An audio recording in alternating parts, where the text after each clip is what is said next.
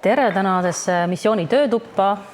Väike sissejuhatus ka minusse. Ma olen Piret Tõnurist, töötan OECD-s, juhin avaliku sektori innovatsioonitööd ja meie Observatory Public Sector Innovation OECD-s siis tegeleb erinevate probleemidega avaliku sektori innovatsiooni teemal.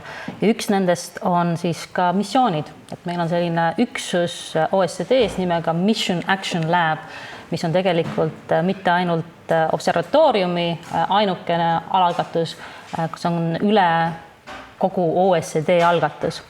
Ja ma eile näitasin ka teile seda slaidi, et miks me missioonide tegeleme, et miks on vaja innovatsiooni üldiselt avalikus sektoris, et ma püüdsin teha sellise pitchi, et aru saadakse, et innovatsioon on tegelikult osa igast avaliku sektori tööülesandest, et kuna me peame tegema asju, lahendama väga keerulisi probleeme, et meil on vaja probleemikeskset innovatsiooni, mida võib siis ka teha läbi missioonide. Meil on vaja alati kasutada avaliku raha kõige paremini, ehk meil on vaja siis enhancement oriented innovationit, meil on vaja alati tulla paremate lahendustega, tulla ka lahendustega kaasa, millega kodanike vajadused muutuvad ajas tehnoloogiates, et nende vajadustega tulla kaasa, ehk meil on vaja adaptive innovationit ja eile oli ka juttu sellest ennetavast innovatsioonist ehk anticipatory innovationist ja mis töövõtteid selle jaoks kasutada. Ja meil on siis ka nii-öelda see Mission Action Lab ehk missioonide selline töölabor OECD-s, et meie tegeleme siis praktiliselt meie missiooniks laboris endas on, et missioone tehakse hästi. Meie püüame teha piisavalt teadustööd selle nimel, et mis missioonides meie OECD liikmesriikides toimub. Me püüame teha valmis nii palju tööriistu kui võimalik, et aidata riikidel missioone hästi ellu viia ja me püüame ka vaadata ja hinnata, et reaalselt mis missioonide läbiviimisel tehakse hästi ja mis on halvasti.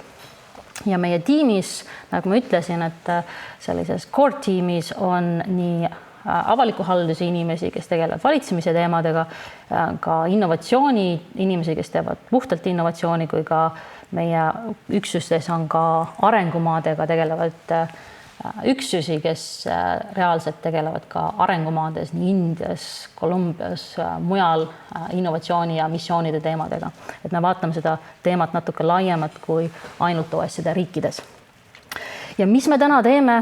Ma annan kiire sissejuhatuse missioonidesse, et mis need missioonid täpselt on, et millal neid võiks kasutada. Me õpime sõnastama missioone, et kuidas hästi teha tegelikult missiooni.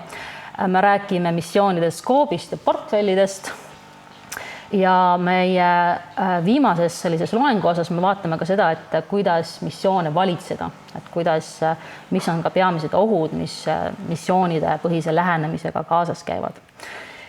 Ja nagu ka eile on meil seminari ja töötoa reeglid, et me püüame väljaspool loengu osasid siis jälgida Chatham House rules ehk reegleid, mis tähendavad seda, et te võite alati rääkida, millest seminari või töötoas juttu oli, kuid ärge öelge, et Kitty või keegi teine täpselt ütles seda ja seda.